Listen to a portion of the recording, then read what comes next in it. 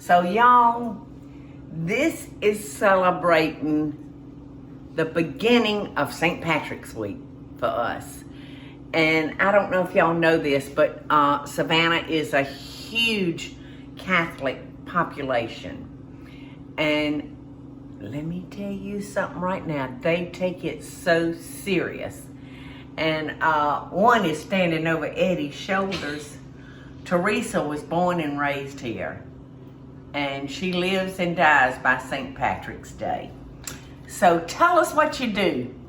Tell us what you do. I couldn't believe it when she told me everything she did. Well, it is a big Irish Catholic community. Yeah. And St. Patrick's Day has become a very traditional for the Irish families in Savannah. Yes. And we actually have Irish communities that have Irish organizations that the men and women are part of. They march in the parade. We're idiots, and many of us get up at like 4:30 in the morning. Well, I'm Scot-Irish. Can I get in with y'all? Absolutely. And I'm married to a Catholic. But we do, it's I hate to say it because it is a big party, but it's also a very traditional celebration for us. It's not just about St. Patrick was. Right, it's a religious holiday. It was. And St. Patrick was the saint who supposedly, I won't say supposedly, but is supposed to be known for driving out the snakes in Ireland.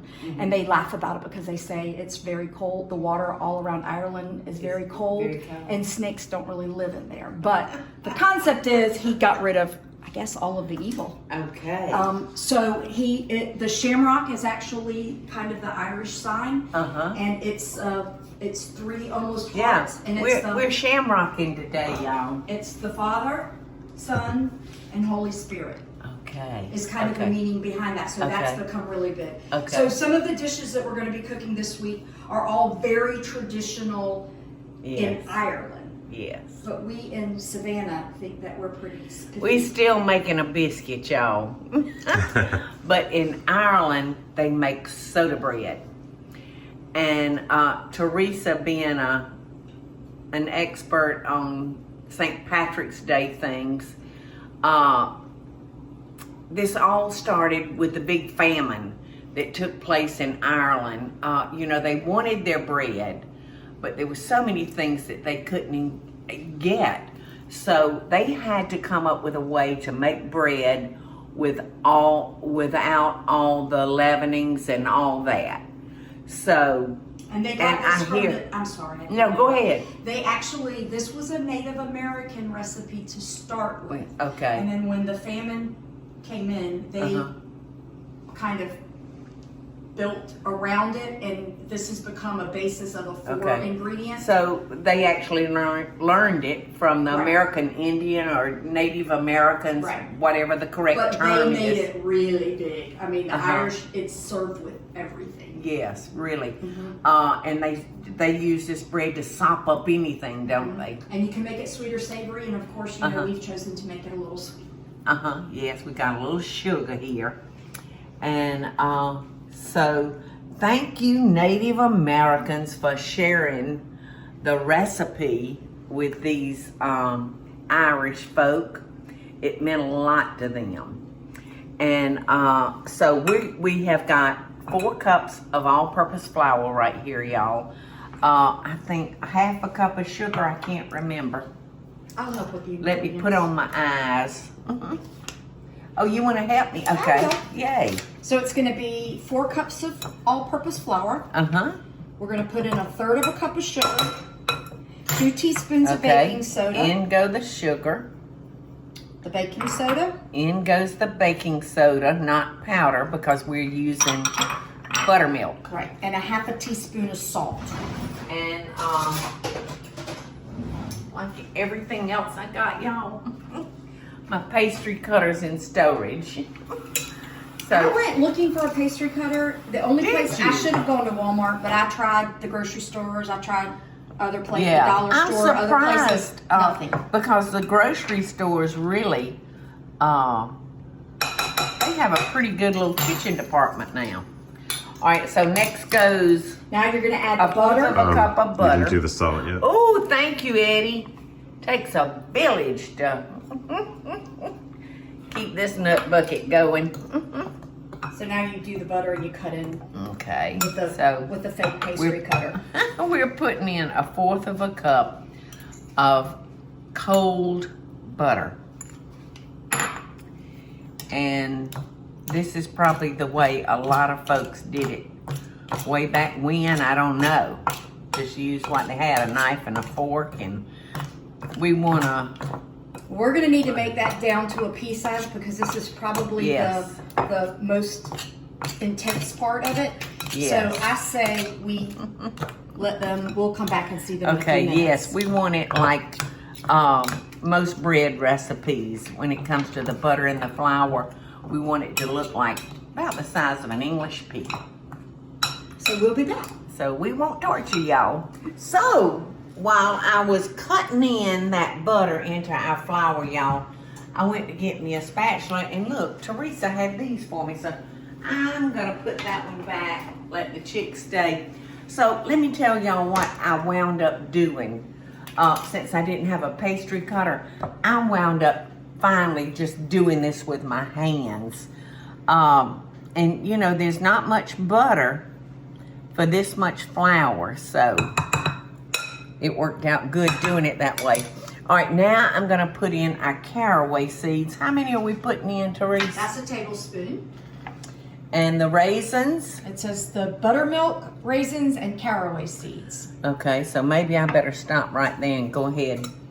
It's been so long since I've made this recipe. All right, our oven. It looks like a bunch of fleas in there, doesn't it, almost? All right, I'm gonna start with 1 cup of buttermilk. And I'm gonna add another 3/4 of a cup of buttermilk, and I'm gonna start mixing. So that was 1 3/4 cup of buttermilk. And now I'm gonna add my cup of raisins. I just love oatmeal cookies because of the raisins. They really give it a wonderful sweet taste. And I love it in regular oatmeal cookies, carrot cakes. So we're just gonna mix this up until it's like a shaggy biscuit. So I guess we just have to imagine our dog looking shaggy, and that's the way we're gonna try to get our biscuit dough. Okay, so this is what I would call a shaggy biscuit. Got a little dry flour in the bottom. So now I'm gonna bring it over here to our cutting board, and I'm gonna spread a little flour out.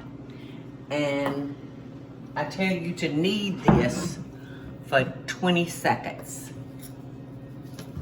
So we're definitely not gonna over knead this bread.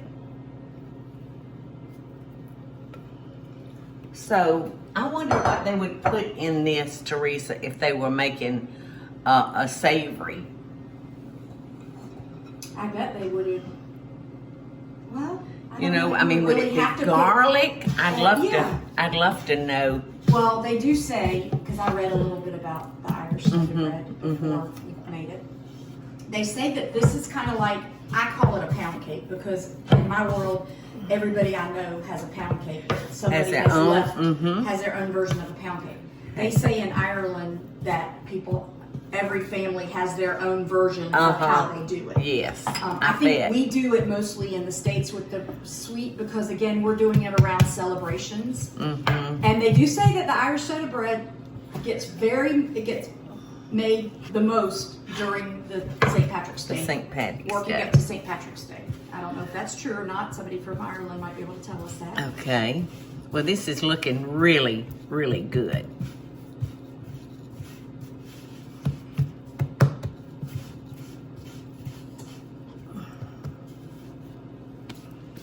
I think I love St. Patrick's Day because it's, for me, it's all about traditions. Yes. And I sort of feel like everything that we're going to be doing this week are a lot of the traditions that.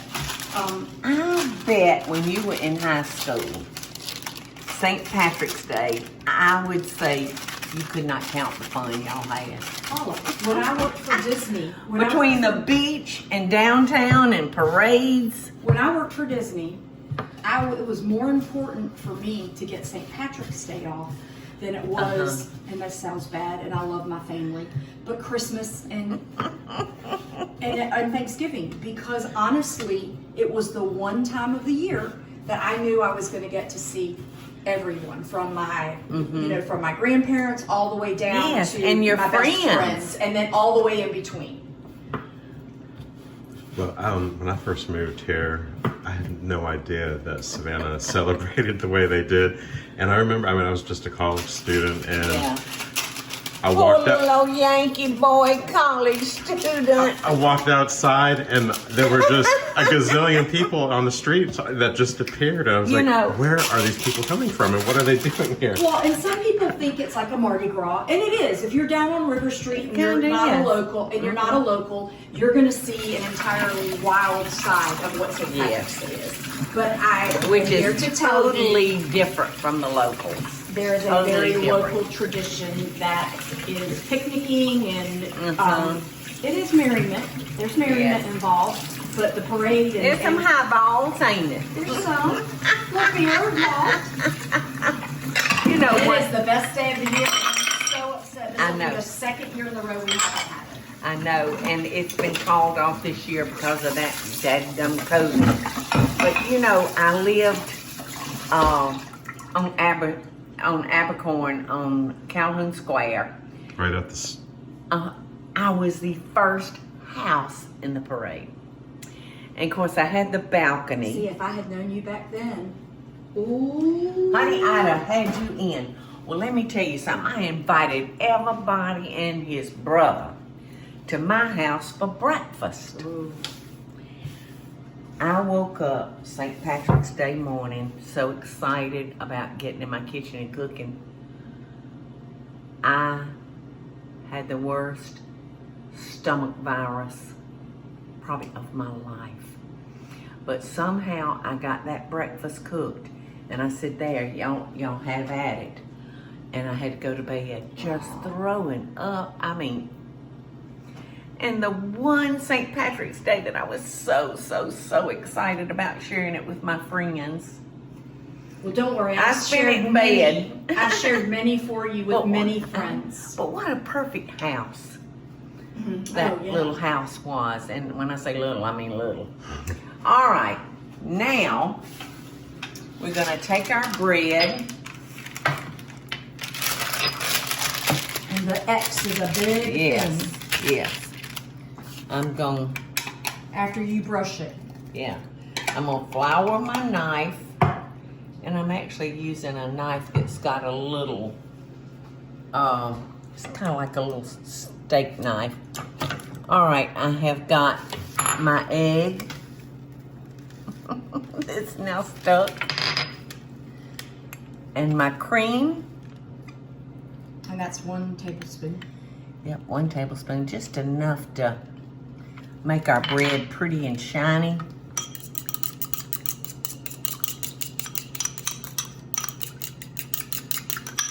And that egg yolk is gonna make it turn a pretty light brown. That yolk had dried a little bit while we're sitting here talking. All right. So just like any other bread we were making, we're gonna just brush him with a little bit more love. So this was great that the Irish learned how to make this bread.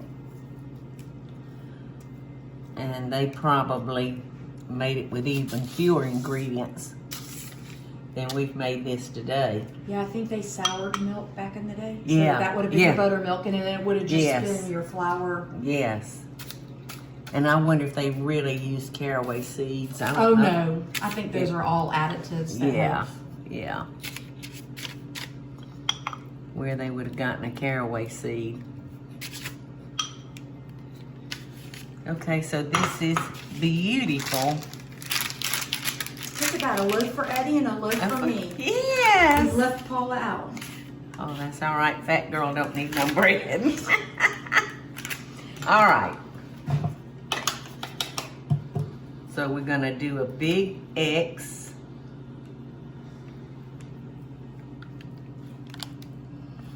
And that blade comes in handy. I'm wondering if maybe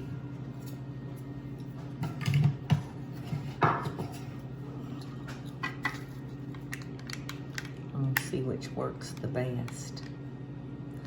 It's kind of tit for tat. I think the blade though works the best. So I'm going back to the blade.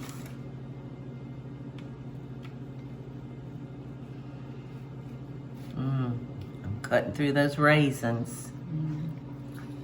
Yummy. You know, there's nothing like the baking of fresh bread. Okay, that looks pretty good, doesn't it? Now it tells you to bake it at 400 for 30 minutes. But it looks like you need to watch it.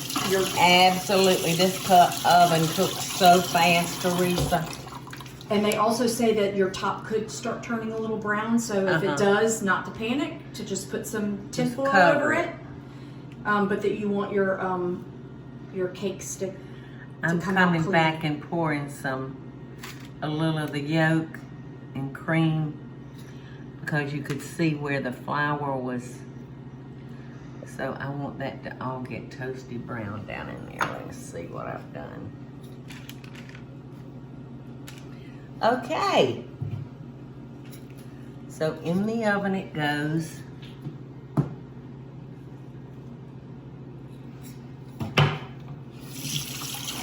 Whoa. We got to find something to sop up with this bread, y'all. Okay, so, whoa, I was thinking I had it on the big tray, but I decided to use the little one, which is like, and we're gonna put that on our middle rack of our oven, preheated at 400 degrees. All right, y'all, our bell just rang. And like they say, the proof is in the pudding. Look at that, Eddie. It smells so good. Look. And I came over with my bread knife because you know what I'm gonna do.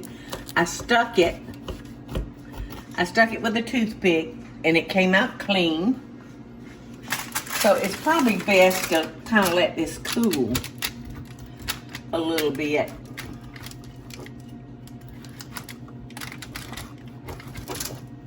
All right, let's see.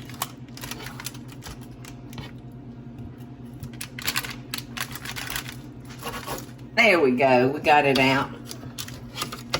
It has been so long since I had this. Look at that, y'all. Come look, Teresa. It just turned out beautiful. And remember, we made the kind of sweet version. With a little sugar and the raisins. And I think we used 5 tablespoons of butter. Cup and 3/4 of buttermilk. 4 cups of flour. Tablespoon of the caraway seeds. Yes. A little salt. This is so, that butter is so hard. But I'm gonna try to cut us a bite. It's very, very hot. So there's not much butter in this recipe. So y'all know we got to have some butter. Let me get out my good china. And we'll have some. Uh-oh, it's so hot to cut. All right. Who would like some? Look, Eddie got the piece with a chunk of butter. I did. Get it, Falling Eddie. apart. Good stuff. Yum. And look how moist it is. Mm-hmm. And it's surprising with that little bit of butter. You know, from what I understand, everybody, it's kind of like biscuits or pound cake here in this country, everybody's got their own version of this soda bread. But this is our version, so check it out. You can go on the web and... We'll have a link. Mm-hmm. And I know they were so proud learning how to cook this. It's delicious. There you go, Eddie. You got the last piece. And I love the caraway seeds, what they do to it. A nutty little taste. So, happy St. Patrick's Day. Y'all go kiss a Blarney Stone. Go kiss a Blarney Stone. Do you know Savannah has the second largest celebration of St. Patrick's Day in the country? People are so surprised by that, but everybody will be cutting back this year. But happy St. Patrick's Day to all of y'all. Hey y'all, it's Paula Deen. Now, if you enjoyed this video, be sure to like it and click the subscribe button as well as the notification bell to be alerted when I post a video. Love and best dishes, y'all.